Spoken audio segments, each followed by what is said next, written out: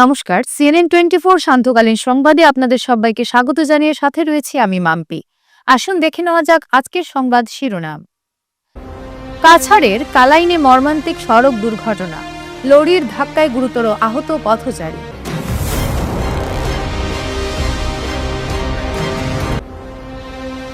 কাছাড়ের PM শ্রী যুধিষ্ঠির সাহা বিদ্যালয়ে school চলাকালীন পড়ুয়াদের দেওয়াল টপকে পালানোর চাঞ্চল্যকর দৃশ্য।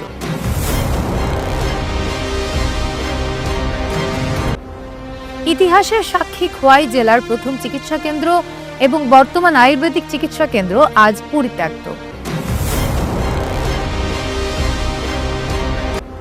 জিরিঘাটে 3 কোটির ইয়াবা উদ্ধার, ধৃত মণিপুরের মহিলা।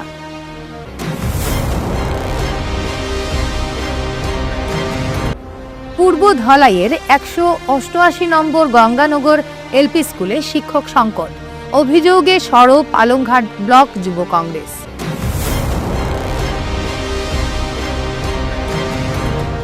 এবারে সংবাদ বিস্তারিত। কাছাড় জেলার কালাইন এলাকায় মর্মান্তিক সড়ক দুর্ঘটনায় গুরুতর আহত হয়েছেন এক পথচারী।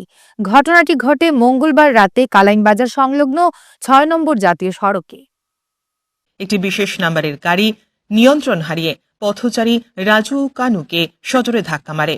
লরির ধাক্কাতে তিনি গুরুতর আহত হন। দুর্ঘটনার পরেই স্থানীয় বাসিন্দারা তাকে উদ্ধার করে কালাইন হাসপাতালে পাঠায়।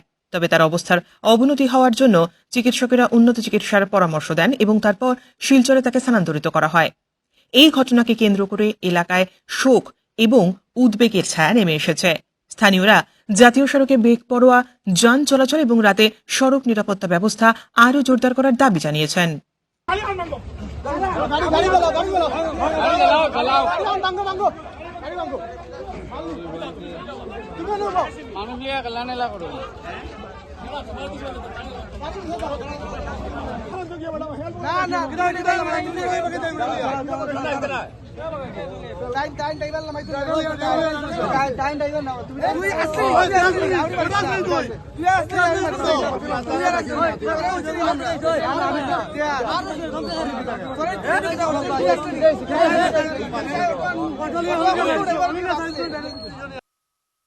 কাছাড় জেলার PM শ্রী যুধিষ্ঠির সাহা উচ্চতর মাধ্যমিক বিদ্যালয়ে স্কুল চলাকালীন পড়ুয়াদের দেওয়াল টপকে পলানোর চাঞ্চল্যকর দৃশ্য ক্যামেরাবন্দী হয়েছে। দুপুর 11:30 নাগাদ বিদ্যালয়ের মূল গেটে তালা ঝুলছে, অথচ একের পর এক পড়ুয়া বিদ্যালয়ের দেওয়াল টপকে বাইরে বেরিয়ে আসছে। ভিডিওতে উপস্থিত পড়ুয়ারাই জানান, অন্য দিনগুলোতে আরও বেশি সংখ্যক পড়ুয়া এভাবে স্কুল থেকে পালায়। এই ঘটনা প্রকাশ্যে আসতেই শৃঙ্খলা এবং প্রশাসনিক ব্যবস্থাপনা নিয়ে গুরুতর প্রশ্ন উঠছে। হ্যাঁ, স্কুল টাইমে বাকি যাননি তোমার স্কুলের নাম কিটা? হ্যাঁ, উল্লেখ্য, কয়েকদিন আগে এই বিদ্যালয়ের ভবন নির্মাণে অনিয়মের অভিযোগ এবং দীর্ঘদিন ধরে স্থায়ী অধ্যক্ষ না থাকার বিষয়টি প্রকাশ্যে আসে। স্থানীয় সচেতন নাগরিকদের অভিযোগ, রাজনৈতিক প্রভাব খাটিয়ে যোগ্য এবং সিনিয়র শিক্ষকদের অধ্যক্ষ পদে নিয়োগে বাধা দেওয়া হচ্ছে, যার জেরে ক্ষতিগ্রস্ত হচ্ছে বিদ্যালয়ের পরিবেশ। একসময়ের সুনামধন্য এই শিক্ষা প্রতিষ্ঠানটি বর্তমানে অচল অবস্থায় পৌঁছেছে। শিক্ষা বাতাবরণ মারাত্মকভাবে ক্ষতিগ্রস্ত হচ্ছে। এমতাবস্থায় দ্রুত স্থায়ী অধ্যক্ষ নিয়োগ সহ বিদ্যালয়ের শৃঙ্খলা ফিরিয়ে আনতে মুখ্যমন্ত্রী ড হেমন্ত বিশ্ব শর্মার সরাসরি হস্তক্ষেপ দাবি করেছেন স্থানীয়রা। গুরুতর পরিস্থিতি নিয়ে শিক্ষা বিভাগ কি পদক্ষেপ নেয় সেদিকেই তাকিয়ে রয়েছেন সকলে। যুধিষ্ঠির শাহ হায়ার সেকেন্ডারি স্কুলের আজকের যে পরিস্থিতিতে যে পর্যায়ে গিয়ে পৌঁছেছে, এর মূলে যদি কিছু কারণ থাকে তাহলে সেটা হচ্ছে Yudhishthir Shah higher secondary school অভিভাবকহীন হয়ে আছে। এখানে প্রিন্সিপাল না থাকার দরুন ছাত্রছাত্রীদের মধ্যে প্রিন্সিপাল আসছে না। তো আমরা শিক্ষামন্ত্রী সহ বিভাগীয় কর্তৃপক্ষদের কাছে আমরা সবাই মিলে বিহারার এলাকার প্রাক্তন ছাত্র এবং স্থানীয় সব ব্যক্তিবর্গদের সাথে আমরা একজুট হয়ে এটাই দাবি তুলছি, যাতে বিহারা যুধিষ্ঠির সাহা হায়ার সেকেন্ডারি স্কুলে যেন একজন যোগ্যতা সম্পন্ন প্রিন্সিপালের নিয়োগ করা হয়। স্বাধীনতার অনেক আগেই খোয়াই জেলার প্রথম চিকিৎসা কেন্দ্র হিসেবে যাত্রা শুরু করা মহারাজগঞ্জ বাজারের স্বাস্থ্য কেন্দ্রটি আজ চরম অবহেলার শিকার। শেষ অবধি বাম আমলে এটি আয়ুর্বেদিক চিকিৎসা কেন্দ্র হিসেবে গড়ে উঠলেও সময়ের সঙ্গে সঙ্গে বহু পরিবর্তনের সাক্ষী থাকা এই প্রতিষ্ঠান বর্তমানে কার্যত ভগ্নদশায় পরিণত হয়েছে। যা জেলার স্বাস্থ্য ব্যবস্থার ইতিহাসের এক করুণ অধ্যায় হিসেবেই ধরা পড়েছে। ইতিহাস বলছে প্রাথমিকভাবে ছনবাসের ঘরে শুরু হওয়া এই চিকিৎসা কেন্দ্রই ছিল তৎকালীন খোয়াই জেলার একমাত্র ভরসা। পরবর্তীতে এটি পাকা ভবনে রূপ নেয়। যখন বর্তমান খোয়াই জেলা হাসপাতাল নির্মিত হয় তখন এই কেন্দ্রটি হাসপাতালের বহির্বিভাগ বা আউটডোর হিসেবে ব্যবহৃত হতে থাকে। শেষ পর্যায়ে বাম আমলে এটি একটি আয়ুর্বেদিক চিকিৎসা কেন্দ্র হিসেবে পুনর্গঠিত হয়। এই স্বাস্থ্যকেন্দ্রের সঙ্গে জড়িয়ে রয়েছে খোয়াইয়ের গৌরবময় ইতিহাস। স্বাধীনতার পূর্বে এখানে প্রথম চিকিৎসক হিসেবে দায়িত্ব পালন করেছিলেন প্রখ্যাত নাট্যকার প্রয়াত হীরেন্দ্র সিনহার পিতা স্বর্গীয় কৈলেশ্বর সিনহা, যাকে বিশেষভাবে কৈলা শহর থেকে খোয়াইয়ে আনা হয়েছিল। আজ সেই ইতিহাস প্রায় বিস্মৃতির অতলে।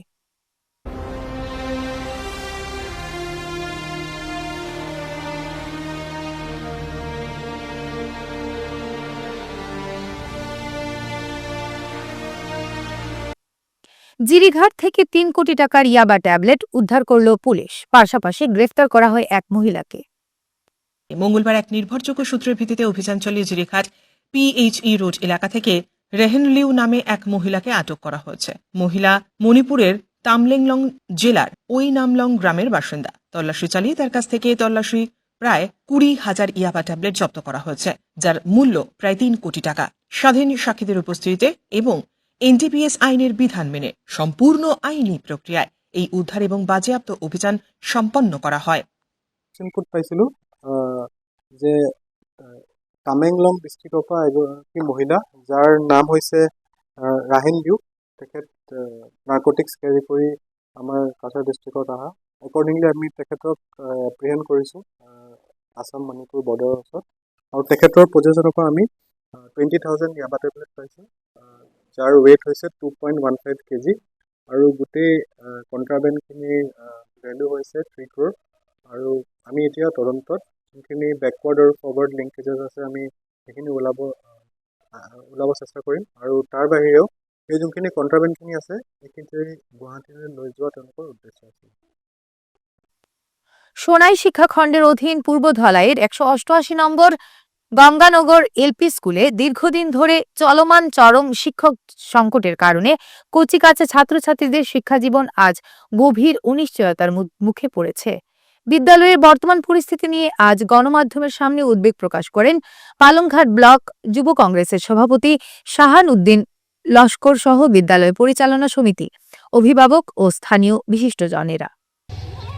অত্যন্ত পরিতাপের বিষয় যে আসাম সরকারের শিক্ষানীতির বড় বড় বক্তব্য আমরা শুনে থাকি, তা বাস্তবে কতটুকু প্রতিফলিত হচ্ছে এর দৃশ্য এবং প্রমাণ সহকারে আমরা আজকে আমাদের এই এলাকা, এটা আমারই এলাকা, পূর্ব ধলাই এলাকা, সোনাই শিক্ষাখণ্ডের অধীন 188 নম্বর গঙ্গানগর এলপি স্কুল, যে স্কুলটি অত্যন্ত পুরানা এবং একটি ঐতিহ্যবাহী একটি স্কুল, যে স্কুল থেকে প্রাথমিক স্তরের পড়াশোনা আমি নিজেই করেছি।